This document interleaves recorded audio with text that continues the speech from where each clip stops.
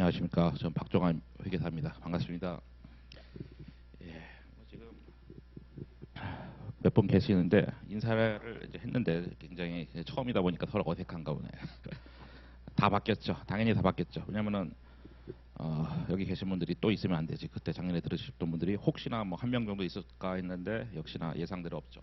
저라도 여기 없을 것 같아요. 만약에 시험 만약 떨어졌다 하면은 집에서 듣고 있을 것 같습니다. 희한하게 요 작년에 관세사 강의할 때 물론 이제 관세사 간편 공통 강의긴 한데 사실 오프라인은 이제 사실상 관세사 강의라고 볼 수 있겠죠. 그래서 작년에도 거의 뭐 90%가 여성분들이었습니다. 희한해. 왜 그런지 모르겠는데 이 합격이 법학은 관세사 쪽에서는 굉장히 여성비율이 높습니다. 요거부터 설명드려야지. 사연이 있죠.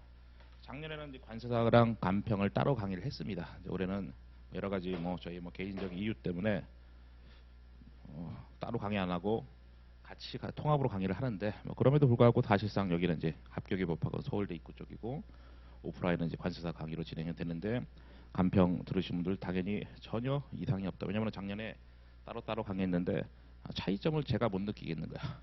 강의는 똑같아. 물론 시험 난이도는 다르죠. 다르게 나오는데 그렇다고 해서 강의가 다를 리는 없거든요. 그래서 이제 관세사 기본 이론하고 간평 기본 이론 그리고 요약 강의, 문제풀이 강의까지는 다 똑같고 나중에 모의고사 때는 이제 갈라지는데 그때 한 번만 갈라지는 거고 그건 내년 일이기 때문에 전혀 상관없죠. 그때까지는 모의고사반은 어쨌든 문제 수준이 좀 차이가 났기 때문에 그건데 다르게 진행되고 나머지는 전혀 그렇게 따로따로 할 이유가 없다. 심지어 또 다른 얘기지만은 회계사 세무사 쪽도 따로따로 강의하는 경우도 있지만은 합쳐서 강의하는 경우들도 은근히 많습니다. 왜냐면은 어차피 강의할 때 똑같거든. 그래서 그런 차원에서 올해는 그렇게 진행됩니다. 일단 개인적으로 시간도 안 나고 가장 큰 이유 중에 하나가 그죠. 그리고 또 따로 강의할 이유가 없다. 월요일이잖아요. 월요일 날 항상 가장 지쳐 있는 상태입니다. 월요일 날 왜냐면 주말에 애들이랑 놀아주다 보니까 체력이 안 되고 화요일부터는 이제 정상 컨디션인데 우리가 주로 월요일 날 만나지 않겠습니까? 제 소개를 간단하게 하고 시작할 텐데 지쳐 있다. 첫날 이제 시작부터 지쳐 있는 상태입니다. 저는 회계사이고 세무사이고 첫날이니까 OT 한 10분 정도 해보죠. 저도 아직 잠이 덜 깼고 학교 나왔고 저는 이제 3일 회계법인을 2013년 말까지 다니고 거의 14년 초쯤에 퇴사를 해가지고 지금은 신우 회계법인에 조그만 회계법인에 있습니다. 3일은 들어보셨겠지만 가장 큰 회계법인이고 근데 모르는 사람들이 이런 얘기합니다. 야, 너 거기 왜 나왔냐고 혹시 잘렸냐고. 잘리는 게 아니라 저 때는 워낙에 힘들어가지고 3년차 4년차쯤 되면 절반이 퇴사했어요. 그러니까 평균 근속연수가 정말 3년 6개월 나왔습니다. 회장님의 지시로 제가 뽑은 건 아니지만은 우리 자체적으로 뽑아봤더니 3년 6개월이 평균 근속연수였을 정도로 입사만 하면 군대처럼 바로바로 퇴사하는 그런 식의 구조였어요. 워낙 힘드니까. 요즘은 좀 애들이 좀 살만 났는지 살판 났는지 퇴사를 잘 안 한다 하더라고요. 연봉이 저 때 비해서 많이 올라가지고 퇴사를 거의 잘 안 한다 이런 얘기 하던데 그래봤자 나와야 됩니다. 어차피 나와야 돼. 피라미드 구조기 때문에 나와야 되겠고 그다음 여기저기 정말 책도 많이 쓰고 강의도 많이 하고 있는데 국가공인 시험 출제위원도 하고 원래 이거 그냥 안 보거든요. 안 보는데 제가 지금 잠이 안 깨서 컨디션 지금 정상이 아니기 때문에 일단 잠이 깬 상태에서 강의하려고 OT 한 10분 정도 하려고요. 간평 관세사 작년에 따로 진행됐지만은 올해 이제 같이 진행되고 있다. 사실 관세사를 예전에 제가 저쪽에 언제야 2014년 그쵸 14년 초에 나왔으니까 14년 15년 2년 동안 저쪽에 아시나 모르겠는데 위아스 요즘에 없어졌죠. 그쪽에서 이제 그때 1등 학원이었거든요. 거기서 한 2년 강의했습니다. 그때 오프라인 수강생이 80명 이랬어요. 제가 미쳐가지고 큰 다른 뜻이 있어서 나왔어요. 한 2년 강의하고 미친 거지 지금 생각하면은 쪽이 있었으면 좋았을 텐데 어쨌든 나와가지고 지금 그 학원이 있는지 모르겠는데 학원이 생각보다 이게 좀 심합니다. 변동성이 1등 학원이 또 없어지기도 하고 그래요. 왔다 갔다 합니다. 그래서 하여튼 거기서 강의를 했었다가 잘 됐는데 나왔어요. 나와가지고 다른 거 좀 하다가 다시 또 작년부터 관세사 강의를 여기서 했는데 역시 열심히 들으시더라고요. 그때도 한 90%가 여성분들인데 지금도 거의 거의 그렇죠. 또 간평도 작년에 했었는데 올해는 이제 통합 강의 한다. 전혀 기본 이론하고 문제풀이 강의, 요약 강의 때 따로 진행될 이유가 없고 강의 작년 거 보시면 똑같습니다. 사실상. 그다음에 여기저기 강의를 많이 하고 있다. 사회이사라고 아십니까? 사회이사가 이제 회사 밖에 이사해가지고 거의 뭐 출근 안 하도 되는 거예요. 출근 안 하고 1년에 한 3번 가나 회의하러 뭐 도장 찍으러 한번 3번 가고 또 월급 꼬박꼬박 나오는 정말 좋은 제도죠. 상장사에 어디 사회이사로도 돼 있고. 금융연성 강의 수없이 많이 하죠. 제가 30일 한 달 있는데 그중에 한 9일쯤 강의 가더라고요. 9일 정도. 늦게 와도 상관없습니다. 아직 뭐 강의할 마음의 준비가 안 돼 있으니까 한 10분 정도 더 떠들 거예요. 그래서 지금 뭐 한 분씩 계속 오고 계시는데 여기서 강의를 엄청 많이 하는데 강사가 여기 1,200명입니다. 뭐 1,200한 70명? 뭐 그중에 이제 함익병 뭐 등등등도 있어. 함익병 교수 아니라 의사 알죠? 그 사람도 종종 오던데. 그래서 뭐 주로 이제 금융 강의가 많겠죠. 저처럼 회겠죠. 그래서 1,200 넘는 강사 중에 한 7, 8명 상을 주는데 제가 뭐 상을 용케 많이 받는데 잠깐만 이게 뭐야 밑에 화면이 이거 좀 지금 발견했네. 이럴 수가. 이거를 잠시만요. 이게 PDF가 뭔가 호환이 안 되나 보다. 엔진은 아니고요. 그냥 쭉 진행하겠습니다. 지금 뭐가 밑에 자꾸 떠가지고 이것도 마찬가지네요.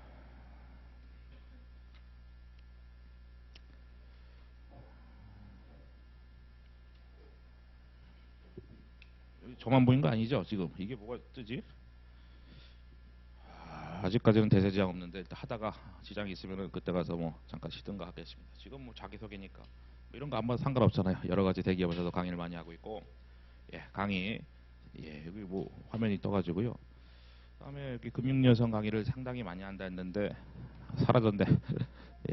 7, 8명 상을 주는데 제가 또 상도 많이 받고 또 강의 많이 한다고 감사합니다. 겸임 교수도 올해 6월부터 시켜줬죠. 사실 뭐 겸임 교수가 됐다고 해서 뭐 명함 같은 거 주고 뭐 돈도 주고 뭐 이것저것 달라진 거는 있지만은 차이점은 잘 모르겠고 하여튼 강의를 뭐 미친 듯이 많이 합니다. 그쪽에서 한 9일 정도 하니까. 제가 아는 모든 강사 중에는 강의를 제가 제일 많이 하는 것 같습니다. 제가 아는 강사 중에는 뭐 수백 명이 될 텐데 정말 많이 하고 그래서 그러다 보니까 올해 관세사 간평을 또 통합으로 진행이 됐습니다. 책도 원래는 그 전에 작년에 했을 때 제가 약 60권이다 해서 이제 이렇게 했는데 1년에 한 18권 썼더라고 작년에. 정말 진짜 힘들었죠. 그래서 이제 80권이 돼버렸죠. 1년 사이에. 그 정도 제가 썼다. 그래서 뭐 우리 관세사 간평 강의 요 책도 있고 옛날에 세무사도 좀 했었어가지고 그쪽도 있고 뭐 그냥 다 있어요. 그냥 회계 쪽은 다 책을 썼었다. 쓰고 있고. 관세사의 오프라인 강의에 이제 간평까지 같이 듣는 그런 강의다라고 했는데 어쨌든 뭐 관세사 간평 뭐 같이 해서 커리큘럼 보시면 똑같습니다. 당연히 제가 말했잖아요. 여기 모의고사만 빼고는 똑같다고요.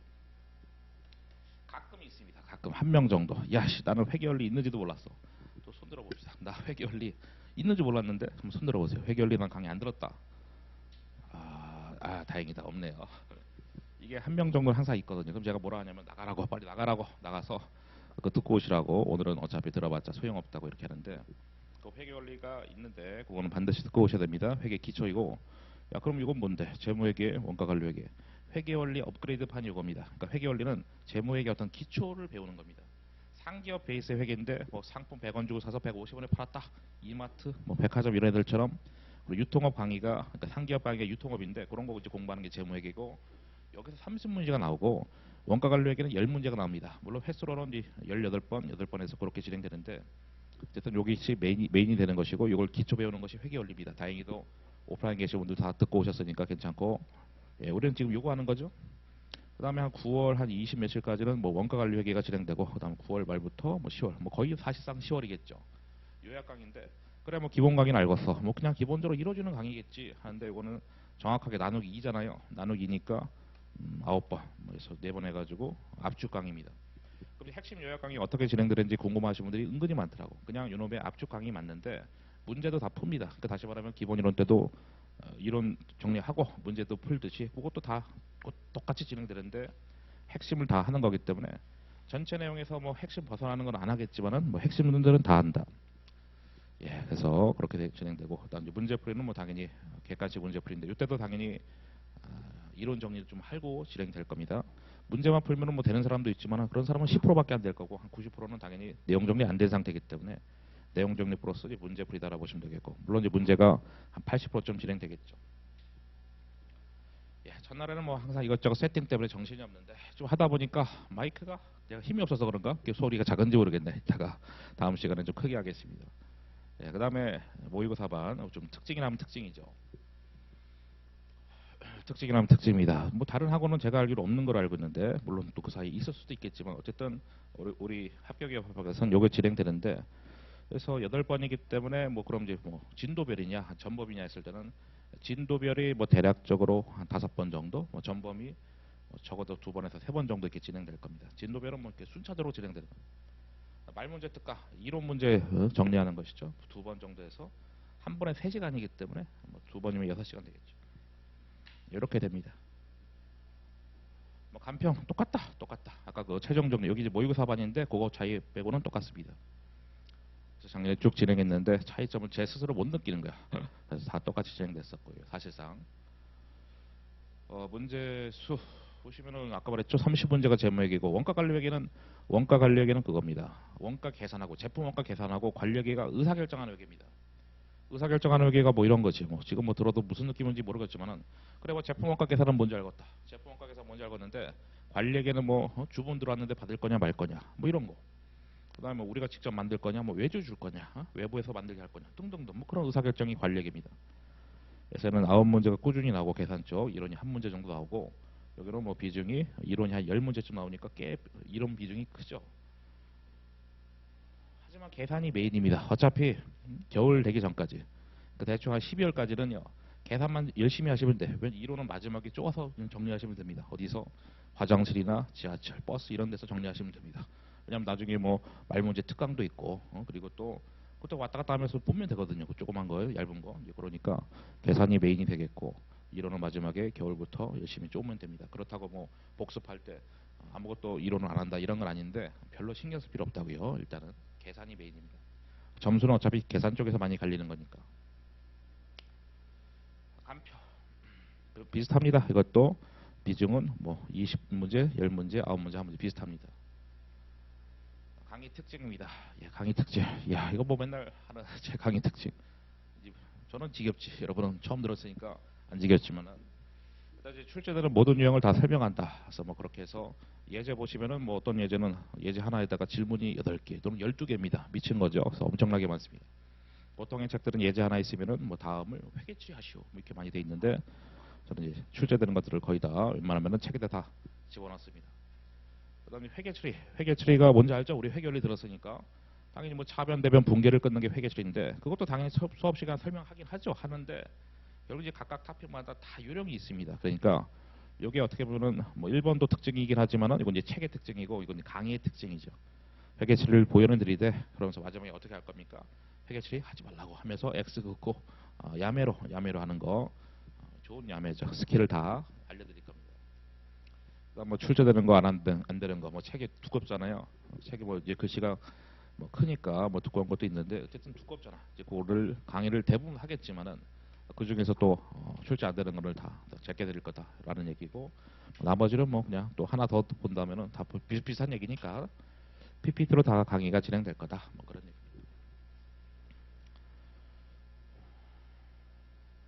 원래 전자칠판이 있으면 전자칠판으로 진행되는 건데 그게 이제 전자칠판이 여기 몇 개 없어요. 여기 학원 전체 2개인가밖에 없는데 예, 뭐 하여튼 뭐 모자라대. 그래서 일단은 뭐 작년에도 그랬지만 PPT로 쭉 진행이 됐고 요 수업 여기 야, 우리 사람도 많은데 여기 작은 데다가 작년에도 여기서 했었었는데 왜 그런지 모르겠어. 지금 뭐 강의실 빈 데도 있는 것 같은데 또 뭐 그것도 얘기해봐야겠다. 큰 데로 바꿔달라고. 여기 충전이 안 될 거예요. 핸드폰 예, 저만 재밌나? 핸드폰 충전이 안 될 거예요. 꽂아보세요. 작년에 그랬는데 그래서 그게 좀 애로사항이고 뭐 다른 거는 뭐 크게 불편한 점은 없죠 사실. 예, 나머지는 됐습니다. 그 정도 하고 이제 마지막 OT 그래 뭐 첫날이니까 뭐 이런 저런 얘기를 하고 있는데 이제 과목은 아까 봤지만은 재무회계랑 원가관리 뭐 30문제 10문제 됐죠. 예습을 하지 마시려고. 예습을 가끔 하신 분이 있는데 그러면서 뭐 이런 분이 있어요. 오씨 예습하려고 했는데 가끔 가다가 거의 그렇진 않지만 우리 그 강의 계획서 순서대로는 나가는데 가끔 가다가 진도상의 이유 때문에 약간 틀 수가 있습니다. 그 뭐 전략적인 이유 때문인데 하여튼 뭐 그거 때문에 야 나 예습했는데 네가 그 순서 바꿔가지고 짜증난다 이런 사람도 있죠. 근데 예습하지 마시라고 하지 마시라고. 왜냐면 쓸데없다고요. 괜히 쓸데없는데 연연할 수가 있고, 그리고 예습해도 잘 이해가 안 돼 어차피. 그러니까 회계는 읽는다고 되는 게 아니기 때문에 하지 마시고 복습만 제대로 하시라고요. 하루 이내로. 여기 대충 보니까 뭐 직장인 없는 것 같고, 그래서 대학생 중심인 것 같아요. 느낌상. 아닌가? 그러면 이제 하루 이내로 하고, 만약에 직장인이다 온라인 분들이겠죠 주로. 그런 분들은 이제 한 이틀 이내로는 반드시 하셔야 됩니다. 직장인들은 뭐 술도 먹고 하기 때문에 뭐 이런 사건 사고가 있어서 하루는 좀 힘들 것 같고, 적어도 이틀 이내로. 왜냐하면 휘발성이 너무 강해요. 휘발성이 다 까먹으니까 반드시 하루 또는 이틀 이내로 복습하시라. 우리는 이제 하루, 직장인 아니면 하루. 정말 그래요. 이틀 지나가면은 내가 정말 열심히 이해했는데 다 까먹어. 다 까먹기 때문에 반드시 복습을 하시고. 연습장 당연하죠. 오늘 첫날이니까 뭐 연습장 없는 사람 뭐 수두룩하네. 심지어 계산기는 제가 민망해 반했지. 당연히 회계하는데 계산기가 필요한데 어떤 계산기를 이제 가끔 물어보더라고. 뭘 써야 되느냐. 그냥 쌀적 계산기 아무거나 쓰면 되는데 카시오 걸 많이 쓰는 카시오 거. 스펠링 모르실 수 있으니까. 카시오 계산기를 많이 씁니다. 왜냐면 우리가 이제 독서실이나 뭐 도서관 같은 데 공부하실 텐데 뭐 집에서 하면 상관없는데 이거 막 세게 친다고 쫓겨납니다. 막 쪽지부터 나가라고 꺼지라고 하면서. 그래서 카시오 거가 좀 소리가 좀 덜 나는 편입니다. 이렇게 딱딱딱. 다른 것들은 엄청 소리가 심해서 이거는 좀 부드러워요. 제가 좀 뚫기고 있는데 소리 잘 안 들리잖아. 아닌가? 그래서 이게 좀 덜 쫓겨난 거니까 카시오 거 중에서는 아무거나 쓰시면 됩니다. 대충 뭐 가격 봐서 뭐 적당한 걸로 카시오 거 적당 쓰시면 되겠고. 왜냐면 이것도 또 종류가 많은데 그건 아무거나 쓰시면 됩니다. 그다음에 이제 마지막 또 뭐 연습장도 이제 필요하다. 연습장. 이제 뭐 필기를 또 많이 하실 텐데 자리가 부족할 수 있으니까. 뭐 이메일은 꼭 우리 합격의 법학원 사이트에도 뭐 질문 올리는 데도 있지만은 보통 저한테 질문하신 분들은 거의 대부분 여기다 하시더라고요. 이유는 잘 모르겠는데 하여튼 뭐 질문 여기다가 뭐 하시라 질문하시라고 적어드린 거죠. 그래서 후떠이 매일점 내십니다. 예, 이제 오태 대충 10분, 15분 정도 했네. 길게 했다. 바로 강의 진행하겠습니다. 이제 좀 잠이 깼으니까 강의해야지. 첫날이니까 뭐 서로 어색한데 저는 뭐 상관없어요. 저는 뭐 맨날 하는 사람인데 여러분들은 표정이 많이 얼어 있는데 이제 많이 풀어드리겠습니다. 쭉 해서 전체 24개 토픽인데 거기서 뭐 강의 쓰면 대충 보시고 오셨겠지만 4장부터 쭉 진행이 될 거예요. 1, 2, 3장은 1장은 뭐 아예 강의도 안 할 거고요. 시험과 관련 없으니까 2, 3장은 마지막에 왜냐면 이건 이제 쭉 이제 말로만 돼 있는 부분인데 전혀 안 하더라도 지장이 없습니다. 그래서 마지막에 2, 3장을 마치 부록 성격으로 할 거예요. 물론 시험이 안 나오는 건 아니지 많이 나오는데 마지막에 진행될 거고 나머지는 웬만하면 순서대로 가되 또 진도상의로 살짝 뭐 틀 수는 있다. 뭐 예습은 하지 마시라 뭐 그런 얘기 했었고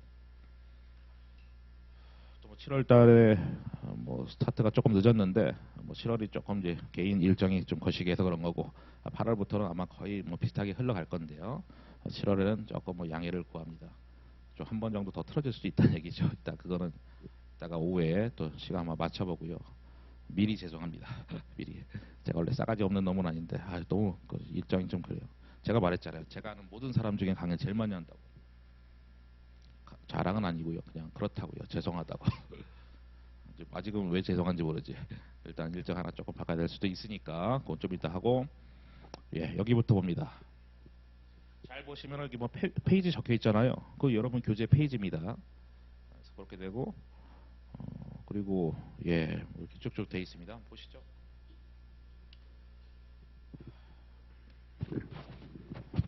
뭐 여기저기서 강의만 하면은 항상 그 강의 기관에서는 강의를 가장 많이 하는 사람이 되기 때문에 뭐 믿고 따라오시면 됩니다. 제가 뭐 첫날이라 일단 마이크도 뭐 상태가 좀 그런 것 같아. 뭐 힘이 굉장히 없어 보이죠. 뭐 말을 하면서 할수록 목소리가 더 작아지는 것 같아요. 이따가 이제 좀 조정하고요. 예. 보시죠. 첫 번째 주제는 시험이 뭐가 나오냐. 벌써 시험 얘기야. 뭐 강의도 안 했는데. 첫 번째 주제는 우리 회계의 원리를 배웠으니까 하는 말이죠. 현금 및 현금성 자산이 얼마냐. 그게 제 시험 문제입니다. 또 현금 및 모르시는 분도 있지. 오랜만에 회계에서 현금 및 현금성 자산이 얼마냐.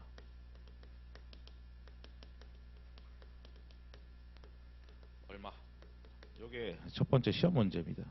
그러니까 우리는 이걸 알고 접근을 하셔야지. 뭐가 시험에 나오는지 알고 하셔야지. 그냥 막 들이대면 안 되고. 그래서 현금이 있고 엔드 현금성 자산이 있다는 거 아실 텐데 야 그러면은 현금하고 현금성 자산 구분해야 되냐? 구분도 필요 없습니다. 구분도 필요 없고 이 항목들이 현금이 현금성 자산인지 아닌지만 발라내면 됩니다. 예, 오케이 보자. 그럼 이제 현금 먼저 공부하고 그 다음에 현금성 자산 공부할 텐데 현금은 통화 대형증권 요구불 예금이 있죠. 일단 기본적으로 회계 원리라는 게 있기 때문에 거기서 배운 것들을 또 배우는 것들도 당연히 있죠. 어차피 그놈의 업그레이드 판이니까 물론 심하게 업그레이드 판이지 많이 심화가 된 거지. 근데 어쨌든 배웠던 걸 또 배우는 것들도 당연히 이렇게 있는 거예요. 그것도 이제 회계 원리 때도 이런 거 있었거든요. 겹치는 게 좀 가끔 있죠. 가끔이죠. 야 그러면 일단 배우기 전에 여기 뭐 통화도 있고 통화대형증권 요구불 예금이 있는데 이걸 구분해야 되는 거냐 말했잖아요. 필요 없다고. 그냥 현금 및 현금성 자산인지 아닌지만 발라면 된다고요. 그러니까 이 카테고리조차도 섞어놔도 전혀 상관없는 겁니다. 그러니까 이게 예를 들어서 얘가 통화인지 얘가 뭐 통화대형증권인지 그거 필요 없다고요. 그러니까 여기 있는 것이 현금 및 현금성 자산이라고요. 그래서 통화부터 보시면 지폐하고 주화입니다. 지폐는 뭐 종이 돈이고요. 주화는 동전이죠. 됐고 그 다음에 뭐 외국 돈도 포함합니다. 그 외국 돈이 나오면 이렇게 나와요. 이제 뭐 이렇게 하고 싶지 않은데 소리가 너무 작아가지고 일단 갖다 붙이고 있습니다. 보기가 좀 거시기하긴 한데 어쩔 수 없어. 100달러가 있다. 근데 환율이 나올 거예요. 환율이. 만약에 뭐 1,200원이다. 지금 환율이 좀 많이 올랐으니까 이렇게 해서 뭐 12만 원 계산하시면 되겠지. 그래서 이제 달러나 뭐 엔화 같은 게 나오면은요 환율이 반대로 주어질 텐데 때리시면 됩니다. 그래서 외국 돈도 포함이라는 얘기가 그 뜻이고. 그다음에 소액 현금은 이제 우리가 이런 말도 씁니다. 시제액.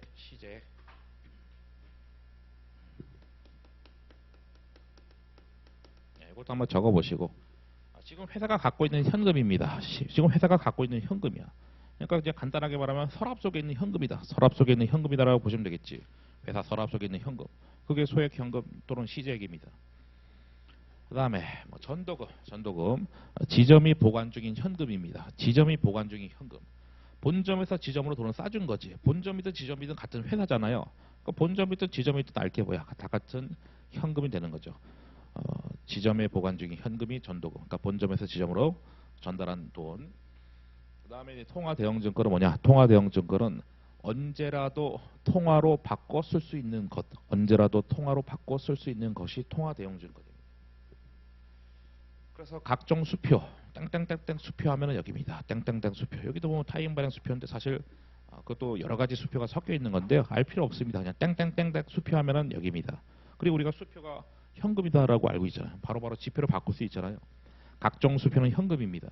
물론 수표라는 이름 중에서 현금이 안 되는 게 두 개가 있는데 야 이것도 오랜만에 쓰네. 겨울에 쓰고 지금 2월 달에 하고 지금 뭐 저도 여기 5개월 만에 왔으니까 오랜만에 뜨고 제가 좋아하는 색깔 와사비 색깔 제가 좋아해가지고 와사비 요 수표 중에서 요거는 아니고 또 하나가 어디 갔어? 부도수표 이것도 아니다. 그러니까 수표자 각종 수표들은 현금이 맞는데 선일자 수표와 부도수표는 현금이 아니다.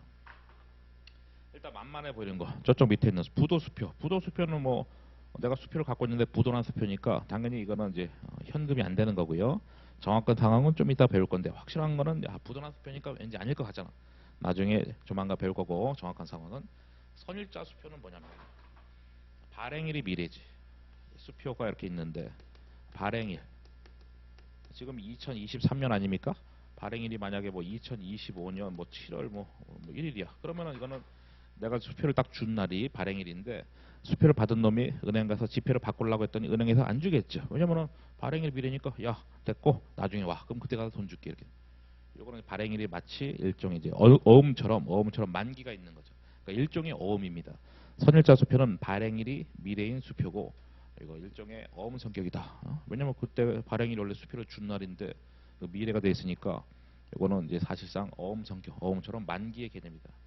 발행일이 만기의 개념이고 그래서 이거는 이제 채권인 거지 결국은. 왜냐면 내가 선일자 수표를 받았으면은 돈 받을 권리는 있는데 당장은 돈을 못 받는 거잖아요. 은행 가서 돈 안 주니까. 그다음 우편한 증서. 증서에다가 괄호 치셔야지. 작년에 보니까 뭐 그렇더라고요. 작년에도 여자분들이 상당히 많으셨는데 처음엔 다 친구들끼리 온 줄 알았어요. 나중에 보니까 왜냐면 굉장히 친하더라고. 근데 보니까 다 따로따로 온 거야. 따로따로 왔는데 와서 막 친해지더라고요. 아까 그렇게 뭐 친해지라고 제가 뭐 하는 건 아닙니다. 그냥 그렇게 되더라고요. 자연스럽게 우리 다 첫날이니까 서로 어색한데 그렇게 작년에는 그렇게 되더라고요. 안 될 것 같죠? 그렇게 됩니다. 희한하게 그렇게 될 수밖에 없어. 우편한 증서, 이제 증서를 괄호친 거는 가끔 가다가 이제 우편한 이렇게 나올 때도 있거든요. 이건 뭐냐? 우체국이 발행한 수표입니다. 그러니까 얘도 수표야. 수표인데 우체국이 발행한 수표입니다. 그러니까 제가 말했잖아요. 각종 수표는 현금이라고. 그다음에 배당금 지급 통지표. 뭐 지금도 사실 뭐 날라오죠. 내가 어디에서 주식 샀다. 삼성전자 주식 샀어. 그럼 배당금 받아가라고 통지표가 날라옵니다. 물론 요즘에는 알아서 다 증권 계좌에 알아서 입금이 되긴 하는데 어쨌든 통지표가 날라오긴 날라와요.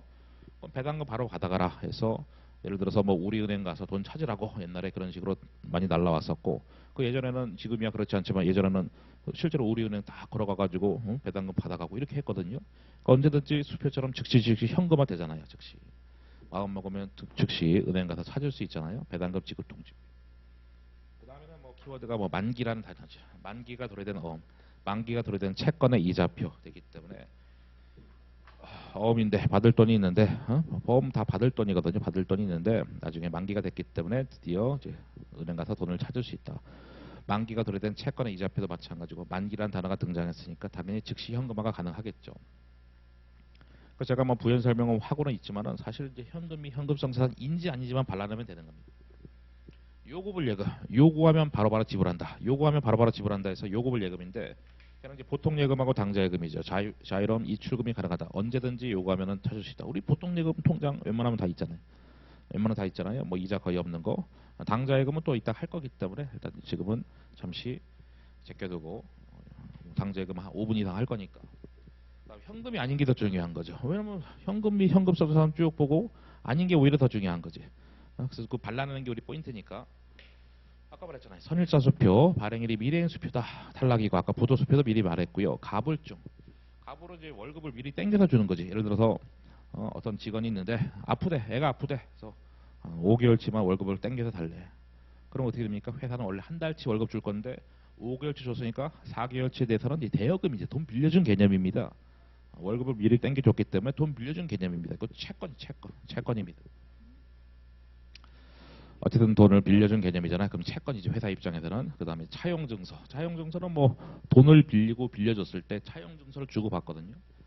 그래서 이것도 그럼 차용증서 받은 놈은 이제 채권이 있는 거지. 채권. 돈 빌린 놈한테 받을 돈이 있는 것이고 그 돈 빌리고 빌려줬을 때 차용증서 주고 받는데 그런 것을 차용증서 갖고 있는 사람은 나중에 돈을 받을 채권이다. 그럼 제가 뭐 아까 뭐 가불증도 뭐 대여금도 다 채권인 거지. 받을 돈 이것도 채권이고 이런 부연 설명을 다 했어요. 뭐 선일자 수표도 다 채권이야. 얘도 채권. 근데 그런 것도 다 필요 없는 겁니다. 현금이 현금성 자산인지 아니지만 발라면 되지. 이게 뭐 소속이 채권이다 어디다 다 필요 없는 겁니다. 진짜로 계속 이렇게만 나온다니까요.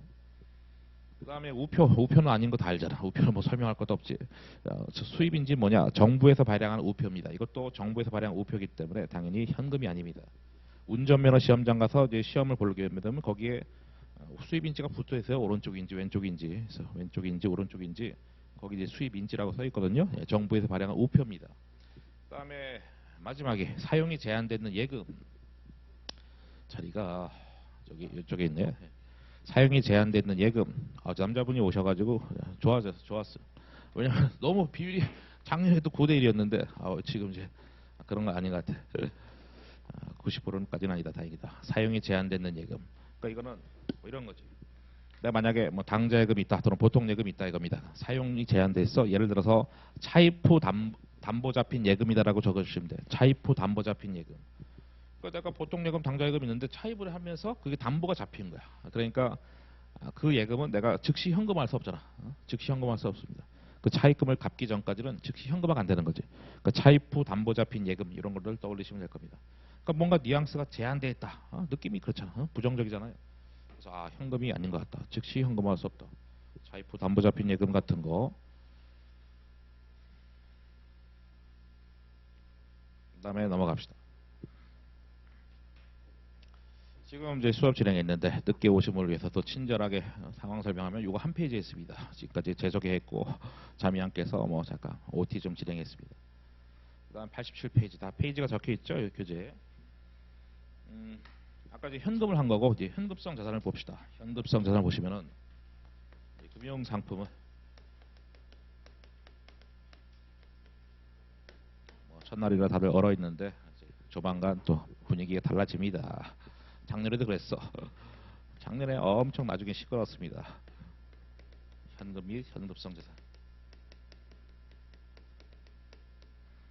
단기 금융상품.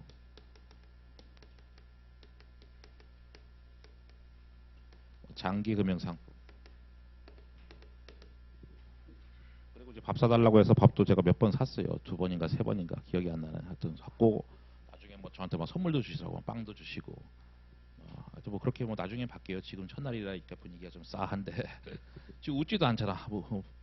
거의 인형을 앉혀놓고 강의하는 것 같아. 이거 이런 얘기해서 가만히 있네. 금융상품, 정기예금, 정기적금 같은 것이죠. 현금이 현금성 자산. 그래 됐고, 그럼 얘는 뭐냐? from 취득일. 그러니까 취득일로부터 만기가 3개월 이내 도래. 그 다음에는 단기하고 장기는 전부 다 결산일 기준입니다. 결산일 우리 수업 목적상 결산일은 12월 31일입니다. 결산일 우리는 수험생이기 때문에 사업연도는 1월 1일 12월 말 무조건 결산일 하면은 무조건 12월 31일 그렇게 보시면 됩니다. 만기가 1년 이내 도래. 정확하게는 1년 이하지. 1년 이하. 1년 이하. 그 다음에 여기는 역시 결산일부터 만기가 1년 이후 도래. 그 이유는 이제 초가지. 초가. 여기는 이하. 회계에서 단기하면 유동이고요. 장기하면 비유동입니다. 그러니까 유동자산, 비유동자산이죠. 그 정도 뜻은 아시죠? 유동자산이 뭐 결산일로부터 1년 안에 돈 나간다. 죄송합니다. 1년 안에 돈이 들어온다. 비유동자산은 결산일로부터 1년 이후에 돈이 들어온다 이건데 그런 거를 위에서 우리가 회계 원리 듣고 오셔야 된다는 거예요. 다행히도 아까 한 명도 손을 안 들었는데 만약에 부끄러워서 손을 안 들었으면은 지금 당장 나가셔야 됩니다. 나가시고 회계 원리 듣고 오셔야 돼. 그 기초 다 배운다니까요.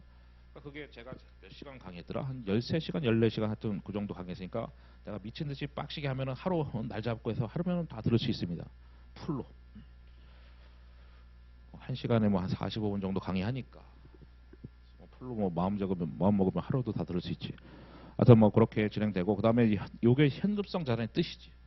현금성 자산. 조만간 현금화가 된다. 현금의 성격을 가졌다 해서 현금성 자산인데 취득일로부터 만기가 3개월 이내 도래되는 초단기 금융상품이다. 그래갖고 봅시다. 여기도 이제 포인트가 보면 다 뭐 3개월이잖아. 3개월 이내. 뭐 3개월 이내. 이렇게. 뭐 D는 필요 없어. 그게 뭐 채권이든 뭐 환매채라는 것이든 뭐 상한우선이든 알 것 없이 취득일로부터 만기가 3개월 이내 돼 있잖아요. 물론 여기 상환일도 이것도 뭐 만기지 뭐 어차피 같은 거고. 뭐 이런 걸 찾지 마시라고. 뭐 이런 거 뭐 상한우선지 제가 설명 안 하는 거 환매채 이런 거 인터넷에 가서 찾지 마시라고. 그런 거 안 나. 제가 필요하면 다 강의해겠지. 그래서 만약에 환매채인데 우리는 바로 뭐 실전용입니다. 90일이 돼 있어. 또 어떤 거는 환매채인데 120일이야. 소속이 어디냐 했을 때 배웠잖아요. 어떤 금융상품이 있는데 얘는 취득일로부터 만기가 3개월짜리입니다. 그럼 얘는 현금이 현금성 자산 되는 거지. 이렇게. 얘는 만기가 4개월이니까 그럼 어디 계십니까? 여기는 탈락이고 여기는 탈락이고 요거 아니면 요건데 그럼 당연히 단기겠죠. 만기 4개월이니까. 그렇잖아요. 당연히 만기가 애초에 취득일로부터 만기가 4개월짜리이기 때문에 그럼 장기도 아니고 단기 금융 상품 되겠죠. 그래서 그것이 과로가 중요한 거지 환매처라는 것이 중요한 건 아니다. 실제 이런 게 다 시험에 나온다니까요. 주의사항 첫 번째. 현금성 자산 판단했을 때 만기로 판단할 때 보시면은 보고기간 종료율이 뭡니까? 그게 결산일과 같은 겁니다. 보고기간 종료율 다 같은 거야. 보고기간 종료율 요거하고 결산일 머릿속에는 다 같은 겁니다. 재무상태표율 막 섞어서 나오니까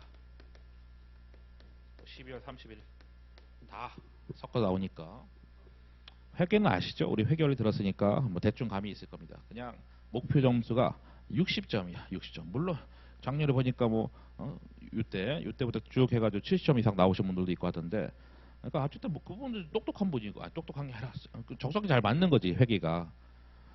그런 분이고 그런 분들은 이제 모의고사 보면은 우리끼리 모의고사 막 보잖아요. 그러면 맨날 1등만 해. 거의 1등. 뭐 가끔 2등하고 이제 그렇게 이제 잘하시는 분들이 뭐 70점 이상 나오고 그분도 7월부터 시작했어요.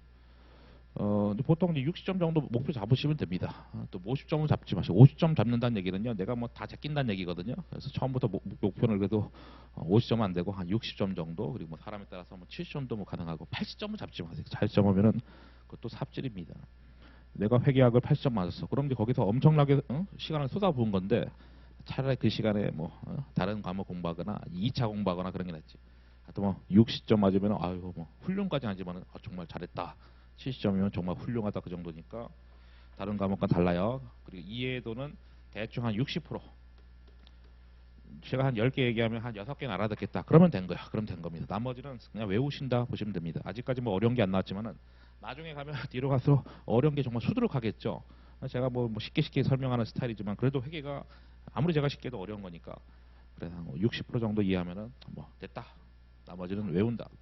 어차피 초반에 한 60% 이해하면 나중에 볼 때 2회독, 3회독 할 때 나중에 이해도가 점점 좋아질 거니까 뭐 계속 반복될 거잖아요. 요거 듣고 그 다음부터 질문 많이 하는 거죠. 이런 게 있지. 야 기본 이론 듣고 그 다음에 뭐 요약 강의 있는데 그거 1회독하고 넘어가도 되냐? 괜찮죠. 어차피 요약 강의가 요걸 다시 한번 빠르게 정리하는 거니까 이 자체가 사실 뭐 이해독, 이해독을 위한 그 강의니까 1회독하고 바로 요약 강의 가도 상관 당연히 없죠. 예, 그래서 다 같은 말입니다. 재무상태표 마지막 날, 그래서 결산일 4개가 다 같은 말이야. 회계책에 막 섞어 나오죠. 이게 4개가 지금. 그래서 결산일 기준이 아니라 취득이 기준이다. 해서 아까 말했잖아요. 이거라고. 오늘 첫날이니까 뭐 특히 이제 오전에 하는 그 3시간은 이렇게 뭐 달릴 건 아닙니다. 뭐 천천히 나갈 거고 오후부터가 2강이잖아요. 그때부터는 정상진도 나가겠죠. 처음부터는 뭐 달리진 않겠습니다. 주의사항 두 번째. 취득일로부터 만기가 3개월 내에 도래되는 금융상품. 여기까지 하면 현금성 자산 맞잖아. 근데 그렇다 하더라도 사용이 제한됐으면 현금성 자산이 안 된다고요. 아까처럼 그거죠. 뭐 차입 후 담보 잡힌 예금, 차입 후 담보 잡힌 금융상품, 차입 후 담보 잡힌 현금성 자산이야. 그럼 그거는 원래는 여기지만은 안 된다는 것이죠. 그때는 사용 제한 한번 적어보세요. 사용 제한 기간에 따라서 단기 금융상품 또는 장기 금융상품 한번 적어보세요. 사용 제한 기간에 따라서 단기 또는 장기 금융상품이다.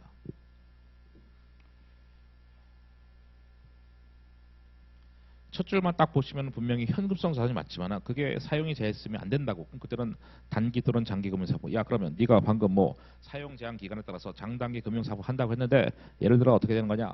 뭐 아까 그거지 뭐 차입 후 담보 잡힌 기간이 6개월이야. 그러면 단기 금융상품이죠. 응? 차입 후 담보 잡힌 기간이 2년이야. 그럼 장기 금융상품 되는 겁니다. 그 뜻이죠. 왜냐하면 6개월 또는 그 2년 동안은 우리가 마음대로 현금할 수 없으니까 현금성 자산은 안 된다는 것이고 그러면 그 뭐 담보 제공 기간 지나가면은 그때는 현금화 될 수 있는 거니까 어쨌든 차입 후 담보 잡힌 기간이 6개월이면 여기고 2년이면 여기다. 뭐 그런 뜻입니다.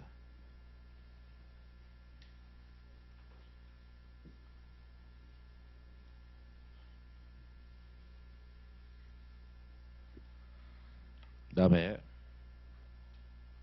그리고 제가 이제 뭐 첫날이니까 정말 잔소리도 많고 계속 이것저것 생각나는 게 많은데 작년을 쭉 보면은 항상 그렇지만 이게 나오다가 안 나오다가 나오다가 안 나오고 뭐 그런 사람이 있습니다. 그러면 안 돼. 그러면 그런 사람들은 특징이 뭐냐면은 1차 거의 떨어져요. 거의 떨어집니다. 왜냐하면 굉장히 뭐랄까 집중이 덜 된 거거든 자기 스스로가. 근데 이게 꾸준하게 나오잖아요.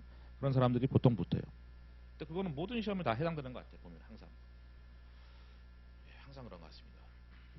예, 그렇습니다. 이게 막 흔들린다는 얘기거든. 자기가 막 나오다가 안 나오다가. 왜냐면은 어떤 날은 뭐 컨디션 안 나오니까 뭐 안 나오고 비 와서 안 나오고 뭐 이러잖아요. 그런 사람들은 저주를 퍼붓는 건 아니고 많이들 떨어지더라고. 떨어지고 꾸준하게 나온 사람들, 뭐 비가 오나 눈이 오나 그냥 꾸준하게 나온 사람들 그런 사람들은 열심히 하면은 1차 바로 붙더라고요. 뭐 7개월, 8개월 해도. 작년에도 뭐 7월 달부터 강의가 진행됐으니까 이건 또 뭐냐 예시죠. 당연히 뭐 교재 88페이지 있는 얘기겠죠. 여기가 이제 취득일입니다. 어떤 금융상품이야. 금융상품인데 금융상품 취득일인데 만기가 여기 이제 보고기한 종료일이 12월 말이죠. 아까 결산일, 보고기한 종료일, 재무상태표일 뭐 다 똑같다 했는데 첫 번째는 만기가 X년 1월 30일입니다. 그러면은 현금성 자산이 되는 거냐? 11, 12, 1, 3개월이잖아. 그게는 현금성 자산이 맞다라는 것이죠. 맞다. 두 번째는요. 만기가 2월 28일이면은 취득일로부터 만기가 3개월 넘어가니까 걔는 현금성 자산이 아니다. 그럼 걔는 어떻게 판단하는 겁니까? 걔는 아닌 거 맞고 그러면 아까 제가 지웠지만 단기 금융상품 아니면 장기 금융상품 되겠죠. 단기 장기 금융상품 취득일 기준이 아니라 그럼 결산일 기준입니다. 그럼 결산일부터 만기가 1년 이내 도래됐기 때문에 그럼 걔는 한번 참고로 적어보세요. 단기 금융상품, 단기 금융상품. 이 반가라이브는 단기 금융상품입니다. 판단할 때는 어떻게 해요? 결산일부터 1년 이내 도래니까 단기 금융상품. 만약에 여기가 뭐 만기가 뭐 X 3년도가 되면 그때는 뭐 장기 금융상품 되겠죠. 장기 금융상품 되겠죠. 그래서 판단할 때 항상 현금성 자산부터 먼저 보고 그게 아니면은 그때는 취득일 기준이 아니라 결산일부터 깜짝이야. 결산일부터 1년 이내냐 1년 이후냐 이렇게 판단하는 겁니다. 누가 묻더라고요. 왜 이걸 거꾸로 듣냐고 봉을 이거 이렇게 듣잖아요. 이게 자석이라서 붙어요. 그래서 제가 물론 관심도 없죠. 거꾸로 듣는 겁니다. 처음에 막 궁금하잖아요. 옛날에 또 한동안 막 시계 차고 다녔더니 야 그 시계 얼마짜리냐고 막 물어봐. 정말로 인터넷에 물어봅니다. 이메일로 안 보이니까 막 물어봐. 근데 안 가르쳐주지. 시계도 안 쳐요. 귀찮아서 자꾸 물어봐서. 뭐 이렇게 엄청 비싼 건 아니고. 예, 보시죠. 여기 89페이지. 역시 뭐 우리가 1교시에 OT도 진행됐었고 그리고 뭐 이런저런 얘기를 배우고 있는데 회계원리 때 공부한 거 겹치는 것들이 상당히 많죠. 거의 1교시가 그런 것 같고 앞으로 뭐 그럴 확률이 높진 않아요. 그냥 뭐 때에 따라서 배운 것들 또 배우기도 하지만은 이렇게 나중에 보면은 처음 하는 것들도 많이 있을 겁니다. 이런 것도 사실 제가 회계원리를 물론 제 강의를 안 들은 사람들도 있겠지 회계원리를. 근데 듣고 오셨으면은 야 이거 다 했잖아 이렇게 했잖아 이러면 당좌 거래를 보자. 당좌 거래. 거래 흐름. 제목은 뭐 당좌 거래의 흐름입니다. 우리 여기 회사가 있고 거래처가 있고요. 크게 적어야지.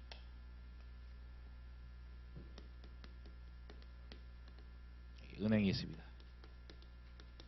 여기 뭐 분계 나왔으니까 여기 맞춰서 뭐 숫자 한번 써보죠. 첫 번째가 당좌예금 통장에 입금한 거죠. 100만 원을 입금을 했다. 그게 요 1번 상황이죠. 요거 당좌예금, 차변의 당좌예금, 대변의 현금. 그러니까 당좌엄 또는 당좌 수표를 편리하게 발행하기 위해서 요 당좌 거래를 하는 것인데 수업 목적상으로는 당좌 수표를 보시면 되겠고, 그러니까 당좌 수표를 편리하게 발행하는 그런 구조, 당좌 수표 구조를 보는 겁니다. 그럼 나중에 당좌 수표를 발행하려면 일단은 통장에다 돈을 집어넣는 거예요. 당좌예금 통장에다가. 그럼 이제 회사가 갖고 있는 현금을 빼서 당좌예금 통장에 집어넣는 거니까 현금이라는 자산이 감소하고 그리고 당좌예금이라는 자산이 증가하죠. 차변 대변 까먹었으면 어떡합니까? 그렇죠? 차변 뭐예요? 자산과 비용의 증가 차변, 부채 자본 수익의 증가 대변입니다.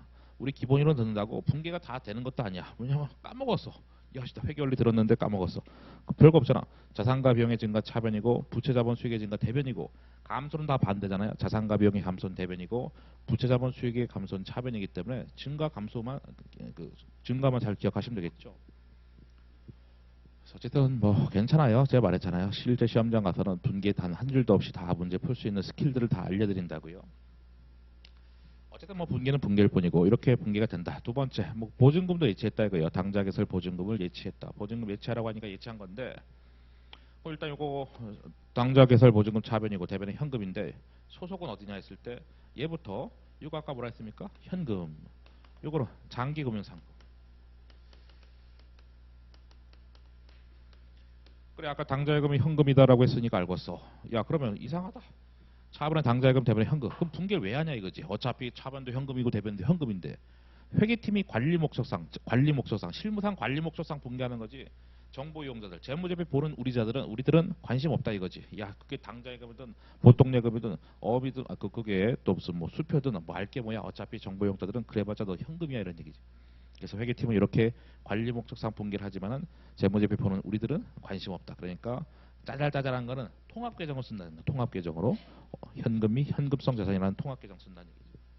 그러니까 제가 지금 여기도 뭐 현금 쓴 게 사실 뭡니까? 원래는 현금 및 현금성 자산이잖아요. 그러니까 앞으로도 계속 마찬가지겠죠. 제가 뭐 앞으로 뭐 차변 대변 뭐 분계 끊을 때 현금 쓰면은 실제 이름은 아시다시피 현금 및 현금성 자산입니다.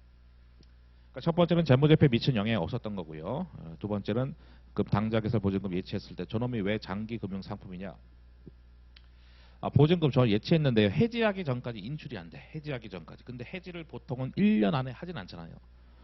해지하기 전까지 인출이 되지 않는다. 보증금. 저거 그래서 해지를 1년 안에 하지 않기 때문에 그러면 장기 금융 상품 아니겠냐? 1년 이후에 현금할 수 있는 거 아니겠냐라고 보는 것이죠. 됐어요. 그 다음에 여기 또 이렇게 해주면은 당자 어업용지를 주겠죠. 당자 수표용지. 그럼 뭐 당자 어업용지를 준다.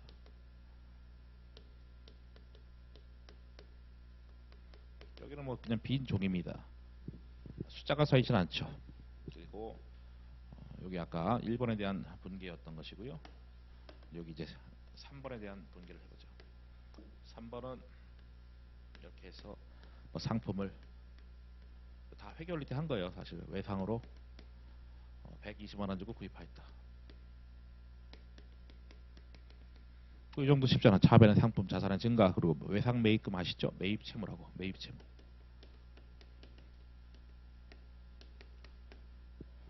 그래서 이제 외상 매입금 매입 채무라고 회계올릴 때 공부하셨을 텐데 그런 식으로 해서 상품이 내 것이 됐으니까 자산의 증가하고 매입 채무라는 부채가 생기죠. 외상으로 샀으니까. 그럼 우리는 외상값이 있으니까 갚아야지. 갚아야 되는데 수표를 주면 되잖아. 왜냐면 아까 각종 수표가 현금이었으니까. 야 그럼 수표 주면 되겠네. 거기 4번이죠. 당자 수표. 우리가 어차피 제가 여기 뭐 당자 어업용지, 당자 수표용지 했지만 수업 목적상 당자 수표 갖고 한다 했었고요. 당자 수표를 준다. 그걸 이제 발행한다라고 한 거예요. 얼마를? 120만 원 빚이 있으니까 120만 원 갚아야지. 120만 원 발행했다. 발행했다는 얘기가 뭐냐면 아까 그 당자 수표용지 받았잖아요. 그럼 거긴 금액이 써 있지 않았는데 거기다가 120만 원 볼펜 써가지고 주는 거예요.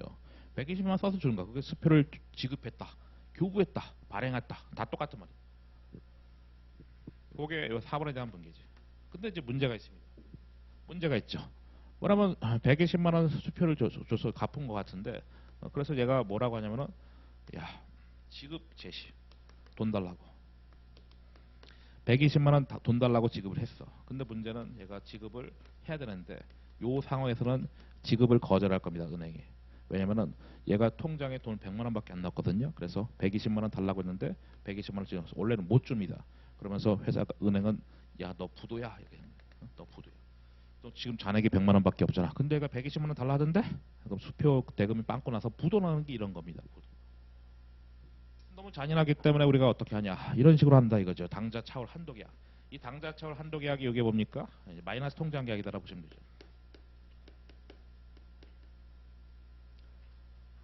마이너스 통장.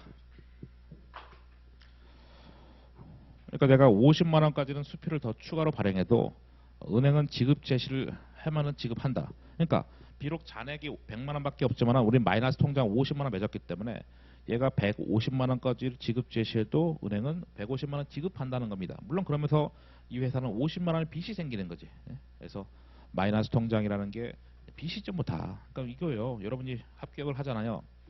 그럼 이제 전문가기 때문에 전문직이기 때문에 마이너스 통장을 맺으라고 막 농협 같은 데서 전화가 막 올 겁니다. 그래서 뭐 얼마까지 뭐 해준다. 뭐 그럼 뭡니까? 마이너스 통장을 그냥 맺으면 돼. 계약을 맺으면 되고 나중에 필요할 때 빌리면 되는 겁니다. 당연히 마이너스 통장 계약 맺었다고 뭐 빚이 생기는 건 아니고 나중에 필요할 때 그때 가서 긁으면은 그냥 빚이 생기는 거고 안 긁으면 그냥 가만히 있는 거지. 그냥 통장 계약만 맺은 거지. 이것도 마찬가지예요.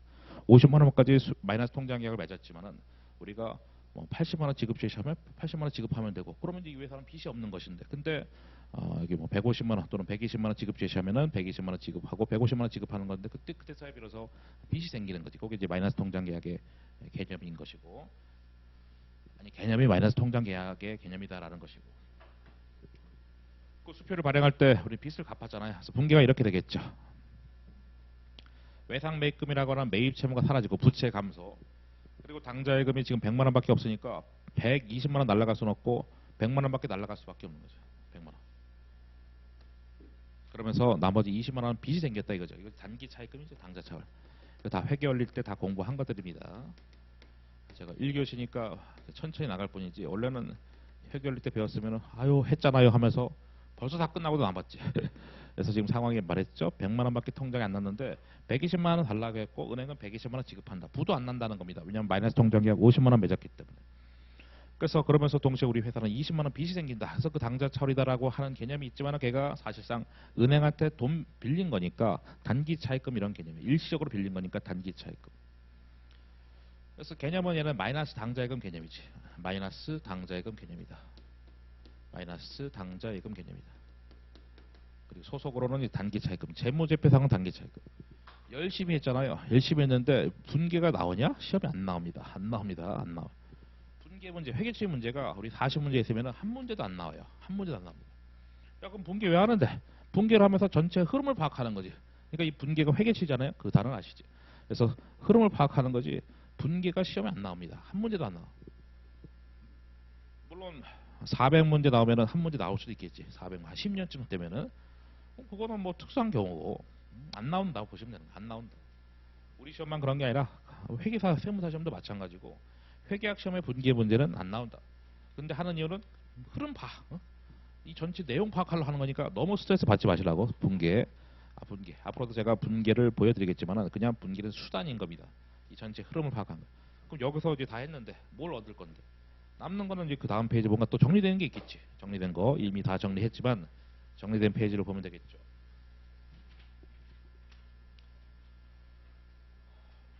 그래서 정리된 페이지 이거지 뭐 쭉 했는데 남는 거는 결국은 이겁니다. 야, 네가 아까 한 거 본 게 좀 짜증나고 좀 복잡하고 했는데 괜찮습니다. 몰라도 되고 우린 요 박스만 잘 이해하시면 되는 거예요. 이미 다 했죠. 얘는 현금이라고요. 현금이고 다만 사용이 제한됐으면 사용 제한 기간에 따라서 장단기 금융사고 제가 아까 필기하라고 했던 딱 그 내용 그대로 써 있죠. 사용 제한 기간에 따라서 사용 제한 기간 뭐 차입부 담보 잡힌 기간이 6개월이면 단기, 차입부 담보 잡힌 기간이 뭐 2년이면은 뭐 장기 금융사고 그렇게 해서 된다는 얘기고 마이너스 당좌예금 개념인데 단기 차입금이 다 했죠. 오케이. 그리고 당좌 개설 보증금도 이것도 뭐 일종의 사용이 제한되는 예금 개념인 거죠. 왜냐면은 해지하기 전까지 인출이 안 되기 때문에 굳이 말하면 이것도 사용이 제한되는 거지. 인출이 안 되는 거니까. 근데 말했잖아. 특별한 언급 없으면 걔는 장기 금융 상품이라고. 일반적으로 해지를 1년 안에 하지 않기 때문에 뭐 별다른 얘기 없으면 장기 금융 상품이라고. 그래서 요거 풀고 쉬어야 되겠네요. 일자를 풀고 쉬겠습니다. 뭐 이렇게 나오는 거예요. 말했잖아요. 미리 말했죠. 아무 강의도 안 한 상태에서 시험에 뭐가 나오냐부터 해서 현금비, 현금성 자산이 시험에 나온다. 그 얘기부터 하고 시작했잖아요. 그럼 이렇게 길게 나오냐? 이 정도까지는 안 나오고 요거에 대충 한 뭐 반토막 또는 적게 나오면 뭐 3분의 1 그 정도 나오는 거예요. 다만 예제니까 공부를 빡시게 하는 게 중요하니까 좀 이것저것 다 공부하라고 집어넣은 거고 실제 시험은 뭐 반도 안 나오죠. 보통은. 그럼 동그라미 치면 되겠지. 외국 돈도 다 포함이다. 우표는 아까 아니라 했었죠. 우표는 아닌 거는 뭐 국민 상식이지. 각종 수표. 오케이. 수표자 이름 들어가는 것 중에서 선일사 수표랑 보도수표 제끼는 거지. 오케이 탈락. 배당금 받아가라. 지급통지표. 그것도 즉시 현금화 가능하다. 만기자 들어가면 당연히 현금입니다. 만기가 도래된 채권의 이자표든 만기가 도래된 어음이든 간에 만기자 들어가면 당연히 현금 되고 전도금 지점이 보관 중인 현금이죠. 역시 본점에 있든 지점에 있든 같은 현금이고 우편안 또는 우편안 증서 아까 현금이다라고 했었습니다. 그것도 우체국이 발행한 수표 일종의 수표였었습니다. 당자찰 방금이었죠. 단기 차입금 탈락. 판매체가 중요하지 않다. 과로가 중요하다. 취득일로부터 만기 3개월짜리니까 현금 맞습니다. 당좌 개설 보증금 장기 금융상품 장기 금융상품 탈락. 차용증서 다 채권이지. 내가 뭐 돈 빌려줬으니까 차용증서를 주고 받은 것인데 차용증서 받은 사람은 돈 받을 채권이고요. 마지막에는 또 금융상품 보시면은 기간을 보시는 거지. 취득일로부터 만기가 3개월 이내인지 봐야 되는데 11, 12, 1, 2, 4개월이죠. 탈락. 그럼 걔는 굳이 말하면 단기 금융상품이겠지. 단기. 왜냐면은 지금 첫 줄에 나왔지만 우리 현재 X1년 말이니까 X1년 말로부터는 만기가 1년 이내 도래잖아요. 단기 금융상품. 현금은 탈락이다. 취득일로부터 만기 3개월 넘어가니까. 이걸 다 더하시면은 얼마입니까? 예, 그래서 답을 308만 원. 예, 그렇게 나와 있죠. 그지? 쉬었다 가겠습니다. 10분 정도 쉬었다 가겠습니다.